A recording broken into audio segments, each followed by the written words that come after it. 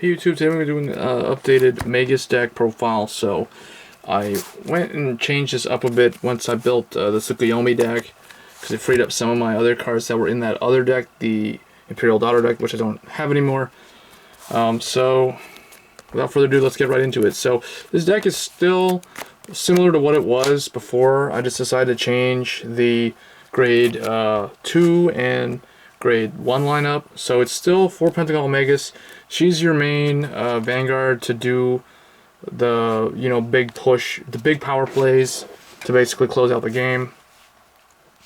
So we don't need to really go over her. I'm still running the 3 Hexagonal Magus as a backup grade 3, and then I am running 2 Full C Magus, because Full C Magus, or Full Silly Magus, or whatever her name is, she's still really good, because if you ride her, she can still just be a 22 with triple drive, or she can make, more commonly what happens is she makes one of these two either swing with triple drive or even like 6 drive check, because this thing, when its effect goes off, it will be 5 drive check. She can give her 10k and make her 6 drive check.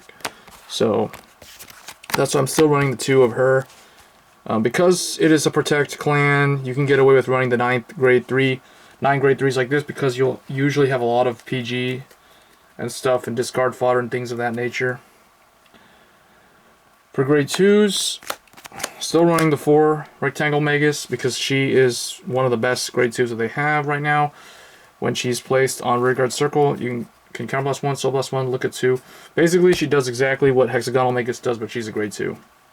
And it's only a rearguard effect. If this was a Vanguard / rearguard effect, this would be even better. So we still run maximum copies of it.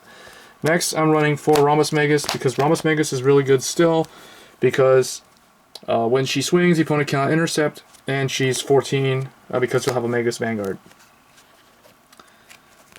Now here's where it's a little different. So now I've taken out Stellar Magus and put in Ravioli Magus. Ravioli Magus is in here because what I found is Stellar Magus usually never really did anything. Occasionally you would top deck a heal or critical back onto the top of the deck if they let her hit. So you could like re-heal or something like that. Basically you could use her defensively to shut down like an Excel clan from being able to just completely run you over. But the thing is, it was if they let her hit. If they didn't let her hit, then you couldn't really ever do those plays. So that's why I took her out. I decided to go more aggro. So Ravioli, when your drive check reveals the trigger, she just straight up gains 10k power. And that's a once per turn skill, so she can't just like keep gaining that every time you, like when you're doing like the Pentagonal Magus like 5 drive check thing. It'll only activate like 1 time, but it does help you build big lanes. You could also run Battle Sister Macron. The problem is, well, I wanted all Magus, so I wanted her to be live all the time. So like if you had to ride this and call Rhombus out, then Rhombus can still make them not intercept when you rush them at grade 2 and that sort of thing, and she would be live basically. So, and with all the drive checks in the deck, her effect happens quite a bit. So put her in at 3. That's grade 2s. Grade 1s, I'm still running my grade 1 Sentinels. I'm not going to take them out. If I take them out, then I'm always going to have to go protect 1. And I don't really like doing that. I like having so many PGs. It just helps you a lot against so many different situations. And I still want to run 12 critical. So that's why I'm running these. So basically Zaza, because she draws and discards. But it does, if I were to take them out, I would probably run Kua Magus, or Farfel Magus. But here's where it's changed. So I used to run Kua or Farfel in this spot, but now I'm running Circle Magus, because the early game, it is a very good turn 1 ride. It's the best turn 1 ride for them. When it's rode upon, you counterblast and draw a card. And then also its Vanguard rearguard effect is when your drive check reveals a grade 2 or greater, you put it on the bottom of the deck to draw a card. So it helps you dig through the deck. Not all that necessary for this deck, because the play style is independent of that kind of skill. But it does give you the option for that skill. Next we're running 3 Tetra Magus. 4 is a little bit too cloggy, I would say. I used to run 4, but now I'm only running 3, and 3 seems to be like the right number. Whereas 2 seems like it would be too infrequent to even really be worth playing the card. But 3 Tetra Magus, and then I am running 2 Panny Magus. Pan Magus, basically every time you drive check, your drive check reveals a trigger, she gets 5k power. So this is your main booster. You can set this behind a rear guard and Vanguard. It's really nice, but I've tried to make the deck where it's not too dependent on it, because you try to close out the game early with hitting those critical triggers as much as you can. That's why we run 12 of them.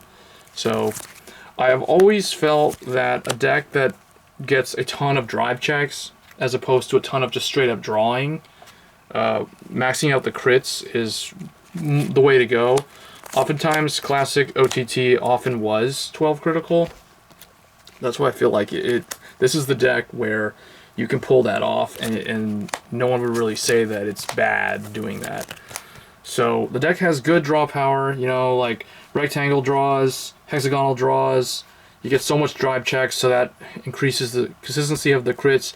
Also, it's worth mentioning that Tetra Magus can only put a critical trigger down. So when you run 12 of them, the utility, the playability of this card goes up. It goes way up. So it actually helps the consistency of Tetra Magus' effect when you run 12 crits rather than running like the draws. So that's another thing worth mentioning. I found that ever since I bumped this up to 12 crit, I've never really looked back because Tetra's always almost always live. And the only other card that I used to run, which we're not running anymore, is Stellar Magus. And Stellar Magus, you could usually like put a heal back on the top of the deck to heal or crit. But since I'm not running the draws usually were the best thing to use with Stellar Magus, so I don't need her anymore. That's why we're running Ravioli. So anyway, that's an update to the deck. We're still running Lozenge Magus. I prefer the BTL1 artwork over the trial deck one. I think this one's better, so I went with that one. So anyway, guys, let me know what you guys think of the deck, the update to it, and I'll catch you guys in the next video. Thanks.